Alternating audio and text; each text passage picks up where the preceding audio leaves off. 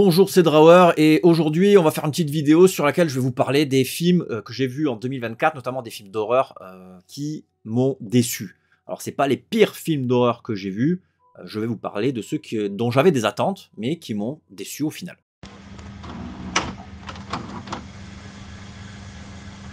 En 10e place, il y a le film The Shrouds que j'ai découvert à Cannes en 2024 donc, et c'est un film de Cronenberg, donc David Cronenberg, avec Vincent Cassel et Diane Kruger, donc un casting somme toute assez sympathique. C'est un film qui parle du deuil et de la perte d'un être cher. Il faut savoir que Cronenberg a perdu son épouse, donc c'est un film qui lui parle voilà, directement. Et le concept est le suivant. Il y a un gars qui invente un truc pour monitorer, pour regarder les cadavres dans leur cercueil, en fait, pour savoir si tout va bien, si le cadavre est dans de bonnes conditions. C'est très bizarre. Il y a les tombes qui se font piller, plus ou moins, et puis il y a des gens qui sont contre ça. Bon, voilà, c'est un petit peu l'idée. Le film m'a pas emballé, je trouve qu'il est beaucoup trop long et qu'il se passe quasiment rien. Pas le côté vraiment body horror comme on l'aime chez Cronenberg, donc là on est vraiment sur quelque chose de plus dramatique et de plus triste. Et c'est surtout très bavard, donc ça ne fait que parler, et au final, ben, on s'ennuie. On veut des choses un petit peu graphiques, on veut qu'il se passe quelque chose, surtout pour un film de 2 heures. Et donc j'en attendais pas énormément, mais je me suis dit c'est un film de Cronenberg, donc ça va être stylé. Pas du tout. En 9e place, et là je sais qu'il y a des gens qui vont s'énerver, mais Terrifier 3, pas trop aimé Terrifier 3, et je m'attendais à un truc de dingue, et puis bon, il y a eu un gros pataquès sur le côté interdit aux moins de 18 ans. Je suis allé le voir en salle et tout, hein, bon je l'ai vu en VF malheureusement, donc peut-être que ça joue, je sais pas. Très certainement. Mais j'ai pas passé un bon moment. En fait, le film est encore trop long. Combien de temps il dure? 125 minutes, plus de 2 heures quand même pour un film d'horreur en mode slasher slapstick. Ouais, alors c'est cool de revoir Art le Clown, c'est un boogeyman qui est stylé, mais en fait, il y a que le 1 pour moi qui est bien. Terrifier 1 est bien. Les deux autres sont des séquelles qui sont là pour faire gagner de l'argent à Damien Leone, ni plus ni moins, et je le comprends, je le juge pas, mais ouais, non, je trouve que la mythologie se perd dans des gags qui sont même pas drôles, et c'est du. Voilà, c'est du gore pour du gore, voilà, ça en est pour tronçonner des fesses. Bon, c'est rigolo 2 minutes, mais pendant 2 heures, déjà c'est très inégal en termes de rythme. Et ensuite, bah, je trouve que les mises à mort sont pas aussi graphiques que dans le premier, parce que dans le premier, enfin elles sont graphiques, mais dans le premier, elles ont ce côté hyper dark, parce qu'il n'y a rien qui nous expliquait. Là, on explique toute une mythologie, et en plus ça part dans un truc hyper fantastique. Dans le premier, c'est juste un gars qui a un sac poubelle avec des trucs tranchants dedans et qui va découper des gens. On ne sait pas si c'est un démon, on ne sait pas si c'est un weirdo, et juste il découpe des gens, quoi. Et il a ce jeu clownesque qui n'est pas cabotin, quoi. C'est juste. Ouais, je trouve que le 1, il est juste, en fait. En termes de jeu, c'est juste. En termes de scénario, c'est juste. Je trouve que la prise de budget ne lui a pas rendu service à celui-là. Donc, ouais, grosse déception pour Terrifier 3. Ensuite, je suis allé voir Immaculé, film que je suis allé voir en salle aussi, en VF, malheureusement. Toujours de la VF chez le Gaumont, ça c'est relou. Avec Sydney Sweeney, que j'ai beaucoup aimé, que j'aime beaucoup. C'est une actrice que j'aime beaucoup. J'ai beaucoup aimé dans Euphoria, c'est là où je l'ai découvert. Et je trouve que le film va pas loin du tout. Il est soporifique. La scène finale est excellentissime, par contre. Il a le mérite de durer pas longtemps. Il dure 1h30 à peine. Et ouais, je trouve que le concept de j'ai trouvé un poil de cul à Jésus et je vais créer une entreprise autour de ça. Donc en gros, c'est une apprentie nonne qui arrive dans un couvent, elle va découvrir des trucs pas cool, ils vont lui faire des trucs pas cool à elle. Ils vont l'immaculer, quoi, si tu vois ce que je veux dire. Pas ouf. Réalisé par Michael Mohan, qui a réalisé quoi? Ah bah, il a encore réalisé un film avec elle. Moi, je connais rien d'autre. Ce film m'a absolument procuré aucune sensation, aucun plaisir, à part une perte de temps absolue.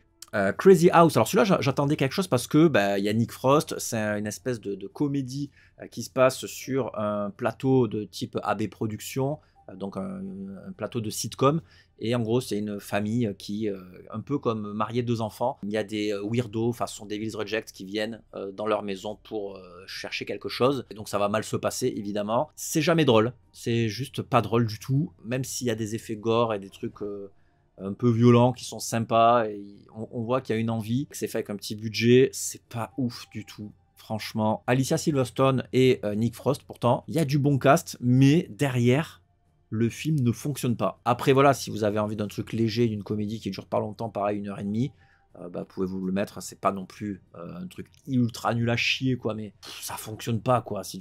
Pour une comédie d'horreur avec Nick Frost, j'en attendais vachement plus. Je sais pas pourquoi. Peut-être l'aigreur, encore une fois. Ouais, non, c'était pas bien. Ensuite, j'ai vu Appartement 7A. Donc, c'est un film qui reprend les bases de Rosemary's Baby. On peut même voir que sur la cover, c'est un hommage. Donc, oui, c'est un hommage au film de Polanski. Julia Garner joue vraiment très très bien. Je n'ai rien à lui reprocher. Le film est très bien photographié aussi. Le film ne sert à rien. C'est un préquel de Rosemary's Baby, complètement inutile. Regardez Rosemary's Baby une deuxième, une troisième ou une quatrième fois si vous voulez, mais c'est juste nul quoi. Il n'y a aucune tension, les dialogues sont pétés, les enjeux ne marchent pas, les voisins ne font pas peur, la fin, tu te fais ah ok, t'es prévisible, je comprends pas l'intérêt. Franchement, je ne comprends pas l'intérêt. Il est d'ailleurs très mal noté, ce qui mérite. Numéro 5, un film que j'ai vu à l'absurde séance de Nantes, encore, qui s'appelle Sayara, qui est un film de Can Evrenol, que je ne connais pas, qui a fait quoi? Ah, qui a fait Baskin, ça il paraît que c'est vachement bien Baskin, il faudra que je le voie. Ah, Housewife, je l'avais vu ça, Housewife. Ça me parle, c'était pas bien ça du tout par contre. Voilà, c'est du cinéma turc. Je le sais parce que j'ai plein d'amis qui se font greffer des cheveux là-bas. On les juge pas, hein, on les aime. C'est un Rape and Revenge un peu... Ouais, il se passe des trucs, mais on se fait chier. Hein, voilà, on se fait chier. 1h40 pour ça. Il y a une scène finale où elle se bat. C'est une meuf qui est hyper badass, par contre. Ça, elle se bastonne comme personne. Mais c'est chiant. Film suivant. Oddity.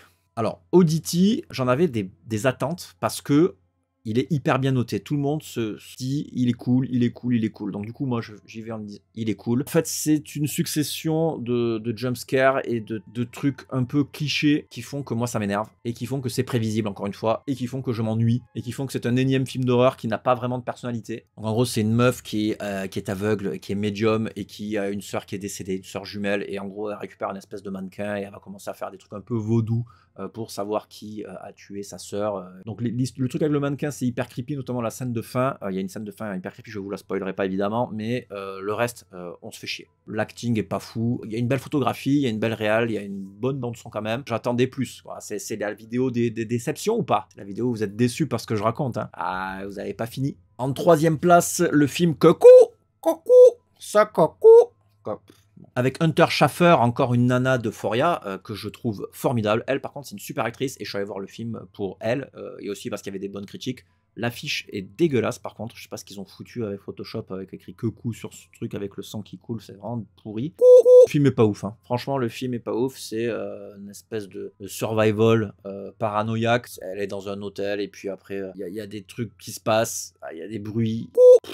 Et elle se fait poursuivre par des gens, notamment par une meuf. Voilà, donc c'est un survival en fait, ni plus ni moins. Ça fait plaisir de voir Hunter Schafer parce qu'elle joue bien, elle est très jolie, j'aime beaucoup. Il se passe beaucoup de choses dans le film, il y a des moments où il se passe plein de trucs, il y a des moments où il se passe plus rien, il y a des moments où il y a une tension qui se met en place, puis après ça fait pétard mouillé, il se passe plus rien derrière. Non, beaucoup de bruit pour pas grand chose pour ce film. À la deuxième place des films qui m'ont le plus déçu cette année, il y a A Quiet Place Day One. C'est un film qui est censé être un préquel des Quiet Place de Krasinski que j'aime beaucoup. Les deux ont une tension folle et ont un très bon concept. Là, on reprend ça juste pour faire du blé et essayer d'un peu de prolonger. Lupita Nyong'o donne tout ce qu'elle peut, mais voilà, il y a Alex Wolff aussi, qu'on aime bien parce qu'il joue dans Hérédité, si je dis pas de conneries, c'est ça. Et donc du coup, l'objectif du film, c'est en gros d'aller chercher une pizza et sauver un chat. Bon, ok. Franchement, c'est pas très bien fait. Enfin, on s'en fout. Moi, pour moi, il pouvait crever. Très honnêtement, à chaque scène, je me disais, il crève là maintenant, s'il te plaît, là, voilà. Autant dans le premier et le 2, on se dit, ok, s'il n'y a pas de bruit, là, ils vont vraiment en chier. Il y a un côté survival, il y a un côté presque jeu vidéo comme dans Last of Us. Je sais pas, il y a une ambiance. Là, c'est dans la ville. Putain, mais regardez Cloverfield à la place, quoi. Enfin, je veux dire, celui-ci, il est mal foutu, mal branlé, presque mal joué des autres acteurs, à part ces deux que je vous ai cités. Ouais, non, ça vaut pas le coup. Ça vaut pas le coup. Le son aussi, le mixage sonore, je trouve qu'il est à chier. En tout cas, quand j'étais au cinéma et que j'ai entendu les trucs, ça marchait pas. Enfin, il y avait pas cette ambiance. Si tu veux un bon film avec un bon mixage audio, regarde Civil War d'Alex Garland. Et là, tu comprends qu'il y a un travail au son qui est impeccable. Et en première position, alors c'est un film de ma région qui a été tourné vraiment pas loin de chez moi, que j'ai vu en festival, qui est passé un petit peu sous les radars, mais il s'appelle Animal. C'est donc en Camargue. En gros, c'est une nana qui tient un espèce de ranch avec des taureaux camarguais. À un moment, elle va commencer à se transformer petit à petit en taureau suite à altercation dans son ranch. C'est une espèce de film de transformation, de body horror, un peu comme, je sais pas, le Loup-garou de Londres ou ce que tu veux, mais avec des taureaux. Alors il faut savoir que dans le patelin où je vis, il y a beaucoup de la culture camarguaise, culture pas de la tauromachie, mais presque. Il y a des arènes de taureaux où ils font des, je sais plus comment ça s'appelle, mais en gros, ils fatiguent les taureaux. Je sais plus comment on appelle ça. Regardez. Voilà, ça s'appelle des ferrades et des courses à la cocarde. C'est reconnu comme sport par le ministère des Sports. Un jeu sans mise à mort et l'animal ne subit pas de mauvais traitement, sauf qu'ils le font courir comme pas possible. Il bave qu'il en peut plus, il est au bout de sa vie, il a le stress de tout le monde qui crie, qui lui saute dessus. Et quand ils sont dans les villes, parce qu'ils ferment les villes avec des grilles, des villages, ils ferment des villages pour que les taureaux se déplacent, que les enfants puissent les étrangler.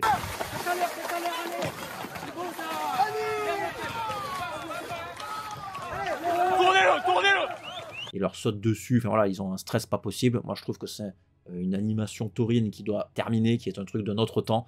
Mais bon, les traditions, et comme c'est toujours des vieux qui sont élus, donc c'est toujours des vieux qui votent pour eux, et en même temps parfois il n'y a qu'un seul candidat, donc ils continuent à perpétuer les traditions. Mais moi je pense que c'est un truc qui doit cesser, quoi. Pas les manades, mais les courses de taureaux de merde là, pour moi c'est stop, quoi. Et donc du coup le film passe à côté de son propos, parce qu'il aurait pu dénoncer ça, sauf que il ne dénonce pas du tout ça. C'est pas le thème du film. Alors je vais pas vous le spoiler parce que vous pourriez le découvrir, mais je trouve qu'il passe à côté de son sujet et il parle d'un autre sujet qui est tout à fait louable, tout à fait important, mais pas dans ce film. Là, tu aurais pu parler d'un truc hyper intéressant, mais non, tu parles d'autre chose. Donc tu veux parler de plusieurs trucs et au final, ça ne fonctionne pas et ce n'est pas un bon film fantastique, même si les effets spéciaux sont très cool. La photographie et tout, j'ai rien à reprocher à tout ça. Il est très beau, le film est très beau, les acteurs jouent bien, mais je trouve que c'est le scénario qui passe à côté de quelque chose. Et je pense que quand ils sont arrivés là-bas, ils ont dit bon, bah, on veut tourner un film sur les taureaux, faire un espèce de film fantastique sur les taureaux. Ils ont dit ouais, ok, par contre, vous parlez pas mal des manades et des courses, tout ça.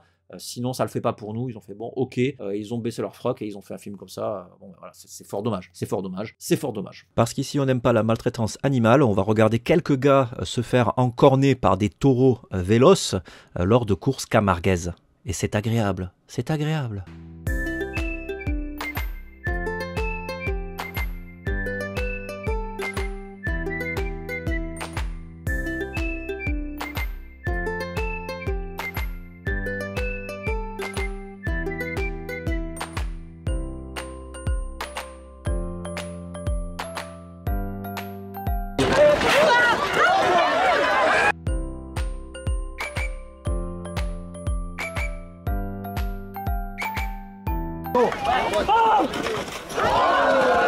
Donc voilà, c'était les 10 films qui m'ont le plus déçu cette année. C'est pas les pires films que j'ai vus, j'en ai vu des bien pires que ceux-là. Là, je fais un peu le Grinch évidemment, mais voilà, la déception est là parce que j'en attendais plus. Tout simplement, j'en attendais plus. Il faut savoir être ok avec ses convictions et avoir des attentes. Moi, je vois 300 films par an, donc au bout d'un moment, j'ai des attentes, quoi.